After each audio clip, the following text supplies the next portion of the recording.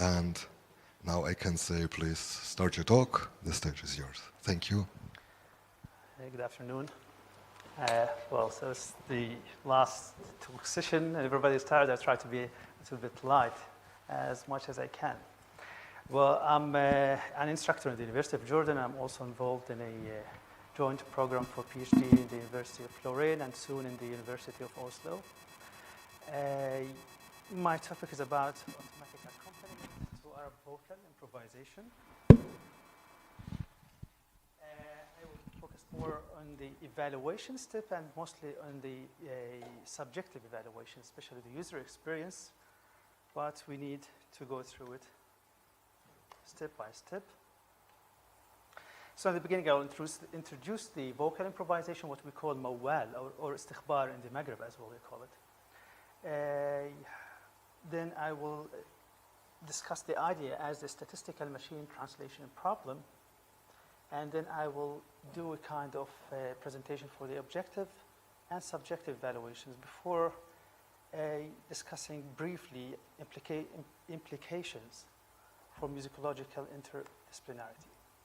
So the beginning, so what is mawal? Mawal is a traditional form in Arabic music. It consists of several poetic verses narrated over an improvised melody in a particular maqam. It's non-metric and tightly connected to what we can call modal ecstasy. I did not use this term. It's used by Professor Rasi from UCLA, which really goes this direction. So the accompaniment to improvisation has three parts, if I can say so. The first starts before singing, which is setting the stage to the improviser by doing instrumental improvisation. And the second part, which is during the vocal sentence, it's just as a background limited to drawn tonic or following the melodic path of the singer. And the last part, which is the most important for me, and it has the creativity in it, which is in which the instrumentalist recapitulates the vocal sentence upon its completion. So let's listen to a brief example.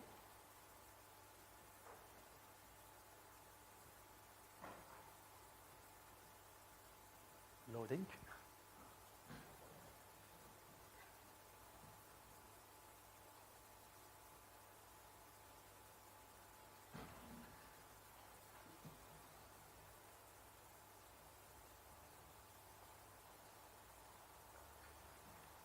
It takes, yeah.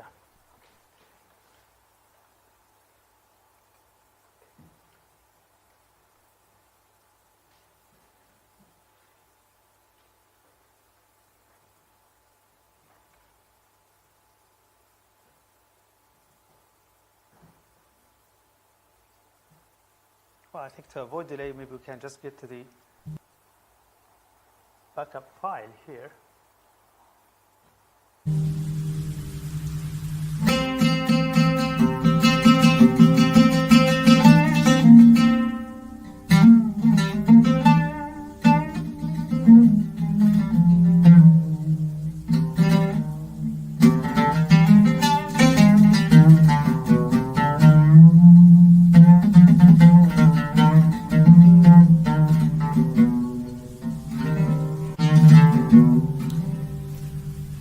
ولو هيك بتطلعوا منا وما تعودوا تسألوا عنا، ولو على القليل تذكروا الماضي بسمي على شفاف الوفا كنا ولو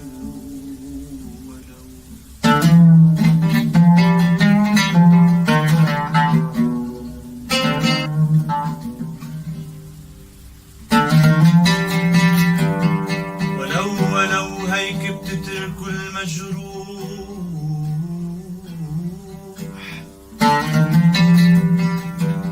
أفراقكم صفاع آخر روح، متعوب فكره من شغل قلبه عفراقكم، روحوا بتجوا بتروح ولو So this was part of an improvisation. Usually takes longer time, but to fit into the presentation. Okay.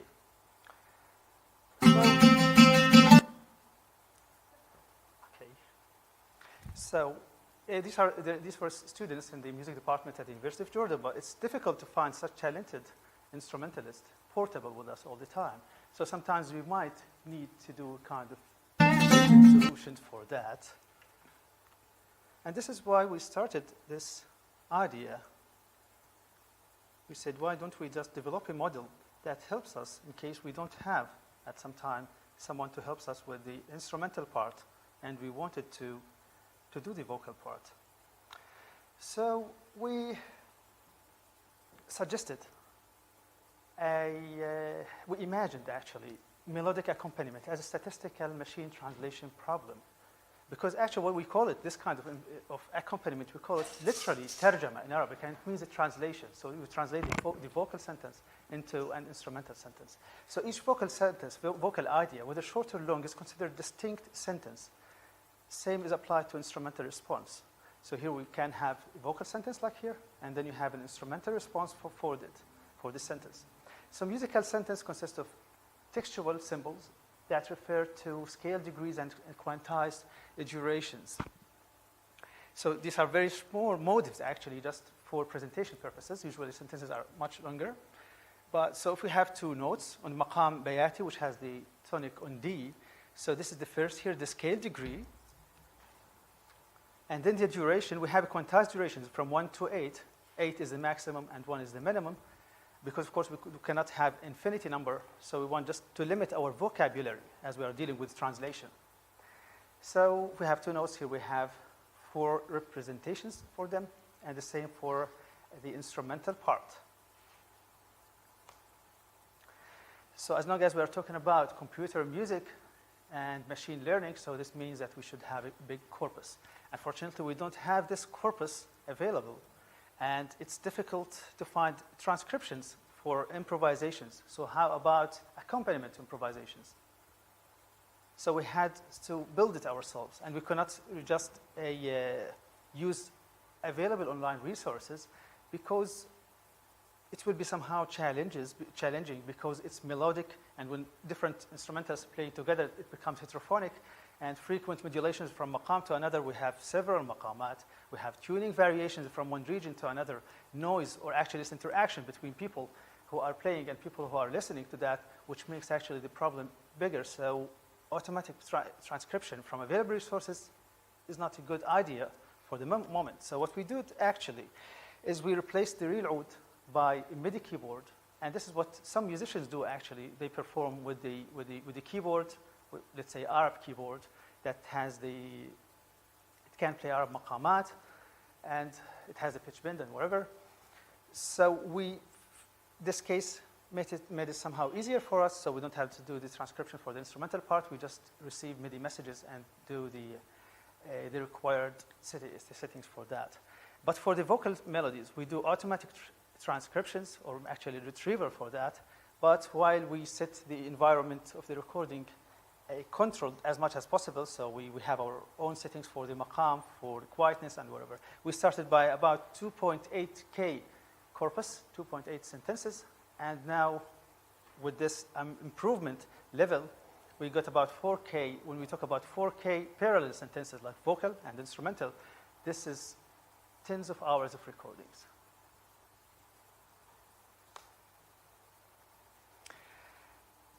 So in order to do the objective evaluation, we have to make our model ready. We made a statistical machine translation system with a 3-gram language model. 4% of the corpus was used for validation, the same also for the test. We used the bilingual evaluation under study blue metric to measure the quality, which is an automated method to measure the quality of automatic translation, and it has very high correlation with human translation. So this is a model for, let's say, a metric for translating, usually used in natural language processing, let's say Arabic to English. And what we are doing now is from vocal to instrumental. We also use different formats for the same score that we have. We use the reduced score and the unreduced score. So the normal score that we got from the instruments and the reduced, which is the simplified version of that. We also sometimes translated only the scale degrees and some other times only the quantized durations. And in other times we got all of them together. So the idea of having the quantized durations and the degrees alone is just to get an idea where can we do more perfection to the system actually. But we can't do that in real life. So imagine you have a sentence of 5 notes and the translation can be 7. If you get this is for the degree. If it's for the duration, you can get the 5 at the beginning, but the translation can be 8. So how to map this? So this is only for, like to say, research purposes to understand the system, why we have different formats. But actually, what we care about, the quality here, is the scale degree and the quantized duration. So before increasing the corpus by 40%, we got result about 16, and then it improved to 18. So let's say every half point in the blue is considered something significant. So we got like 2 points, which is something interesting. But actually, like the unreduced score, the normal score got higher equality than the reduced score. Probably the reduced score maybe make the signal somehow confusing or unreal somehow. So accordingly, the computer is difficult for it to learn how to deal with that. So this needs further discussion and studying of that. Also, for the duration, it is a little bit difficult to get values as high as for the degrees. Apparently, we probably need to do kind of time stretching or like variations of that to get better results with duration. This needs further experimentation with that. But all in all, we got kind of an improvement by increasing the corpus. But it's not only about objective evaluation. We also need kind of subjective evaluation to see how musicians see that, especially that we are dealing with the methods for natural language processing, not for music. So we created another experiment in which we have 3 evaluators, all professional practitioners of Arabic music. They listened to about 100 randomly ordered parallel sentences, half of them performed by a human and half of them performed by the computer. I'm talking about the instrumental part. And each one has to give a rank from 5 down to 1. 5 is the best and 1 is very poor. And here's the results we got. The mean of averages, we have 3 evaluators. Each one has an average, and then we got the mean of average for the 3 evaluators. So for the human samples, we got like 3.8 out of 5. This is very good, but it's not the best. Why? Because simply you can't get the best musicians in your environment to record like tens of hours. But we got like very good musicians, which is like a good trade-off. So before the expansion of the corpus, the quality was 2.5 somehow, and then it became a kind of 3.1.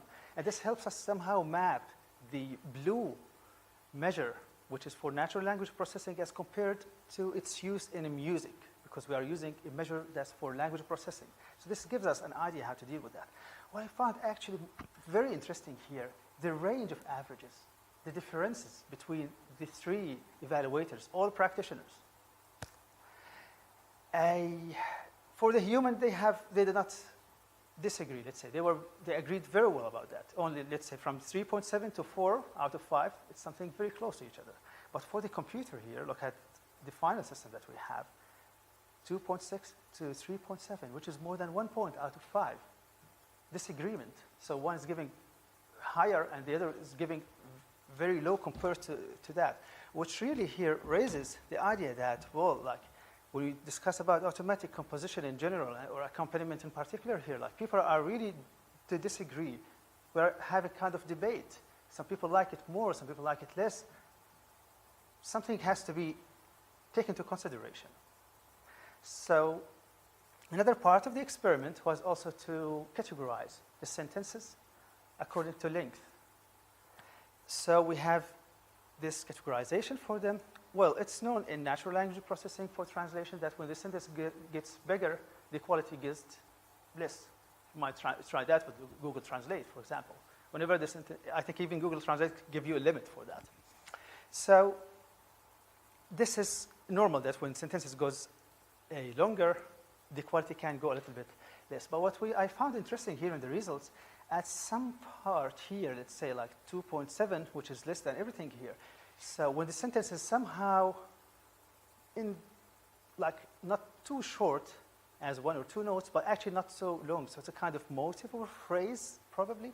So the accuracy of the system, especially for the computer here, gets really challenging somehow, which probably because this sentence has things to do with the sentence after and the sentence before. So we are taking it out of context when we only consider sentence by sentence without taking everything together. And the user study that we'll discuss now might lead us to something about that. But before, I would like to say that the model that we developed, we embedded it in an automatic accompaniment model that I developed during my master's studies. It has a knowledge-based accompaniment, but we replaced this knowledge-based by the machine translation accompaniment. So you can click here and then sing, and then click again, and then you receive the automatic translation or accompaniment to it. So we did an experiment. A professional musician, he used the system, and we used that also in published artwork for that. So he used it extensively, and he gave us feedback. In the beginning, I will just let this artwork play a little bit, just to get an idea before we go to the discussion.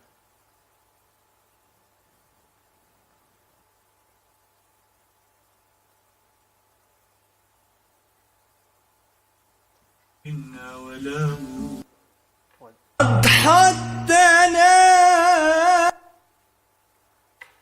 Okay, streaming.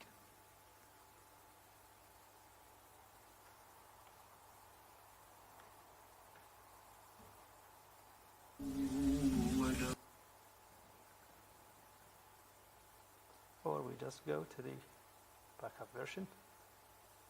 ترقب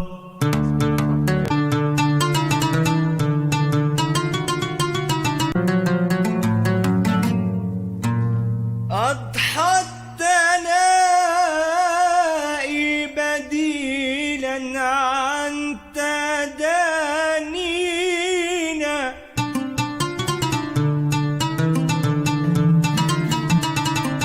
ونبعا طيب لقيانا تجافينا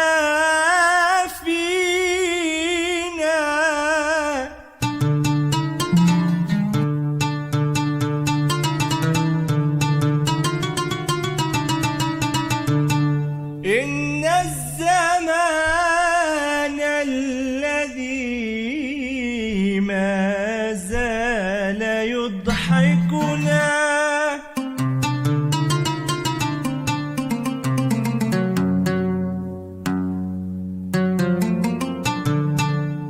أنسا بقربهم قد عاد يبكينا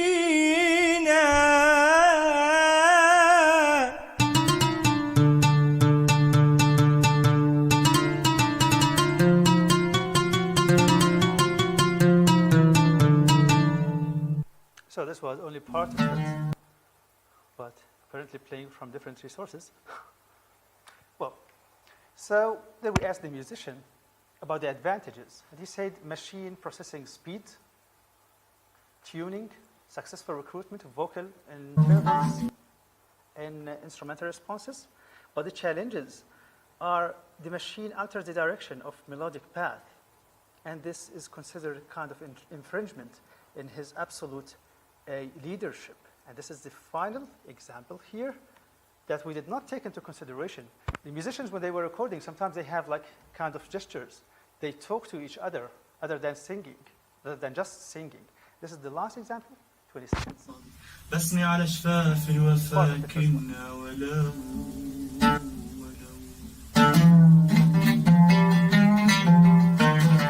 Concentrate with his hand here now.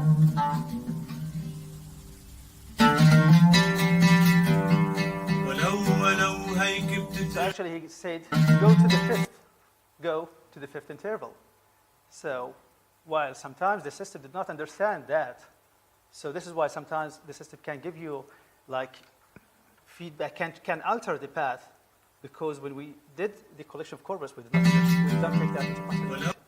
So finally, we believe that AI seems to divide the practitioners and separate the conceptions, divide practitioners and experts on conceptions of equality of AI and creativity. This study, however, encouraged constructive dialogue around how conceptions of creativity shift in relationship to technology. Also, it provides alternative forward-looking approaches to understand how computer-generated accompaniment reconfigures the sociality of a music making. That's it. Thank you.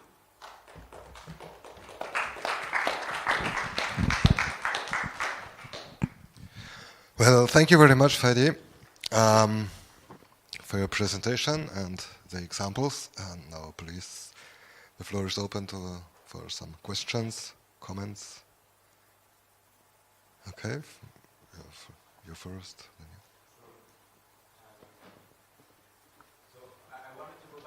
Wait for the mic, please.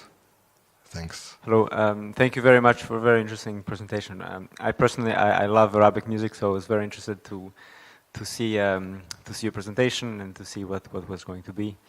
I just want to go back to the problem. You said that the problem at the beginning was that there are a lot of Arab vocal singers who have troubles finding the adequate, let's say, good musicians who are able to accompany them on the oud or whatever other instruments. Was that? I'm trying to understand what was the problem you're trying to solve with. Yeah. Yeah. Okay. So I'm seeking a way to let this kind of music be spread, whether for education and also for practice. So not everybody can have, let's say, like the high-level practitioners, they might probably have their own environment and they have people to do that. But how about people who like this kind of music and they want to sing? And especially like in the Arab region, like there are more singers, I would say, like in the spectrum. Did not do my own like statistics, but as long as I'm teaching and I'm involved in the environment, like you can feel like many people who can sing, but much less people who can perform music. So for those who can sing and who would like to improve, to continue, to enjoy, to entertain themselves and the others, so you need musicians. Like the example for the musician, he's a student there, but it's expensive to recruit him. Because like, and by the way, like the quality of, like it takes a lot of time to get somehow to the quality. Of course, we're not like, no way we're now comparing the computer quality, but we are just trying to say this is a kind of option for people who cannot afford that. Okay. Yeah. So maybe there's a business component to your project as well, that it could become, I'm just trying to think, it could become an app or something that can spread further, yeah? Actually, yes, despite the fact that the world of academia is going this way and the world of entrepreneurship is going this way, and you are just find yourself most of the time sticking in the middle to, you need to survive, you need to publish, you need to work, but these guys don't understand anything about that. They have, but it is challenging, but like it has aspects to do that. I've been working on this for more than 10 years, getting more and more closer. Like the last example you listened to before, like the audio example, it was computer, but actually we did several takes as described in the reference. So, but we are approaching somehow, I believe, like one of my ideas that I believe that everything we do should be used by people. Like if people do not use it, you should think about that. And this is like, go back to the discussion of the presentation before, like for many systems we're used only by, let's say, one person, somehow, you need to get more people using the systems and then get development and then, everybody then, so another people will go with another application, other things. So yeah, there is aspect about that, considering that, struggling between academia and entrepreneurship, but this is how things should work at some time, hopefully. Okay. Thank you. Your question? Hi, thanks very much for this great talk and the great music.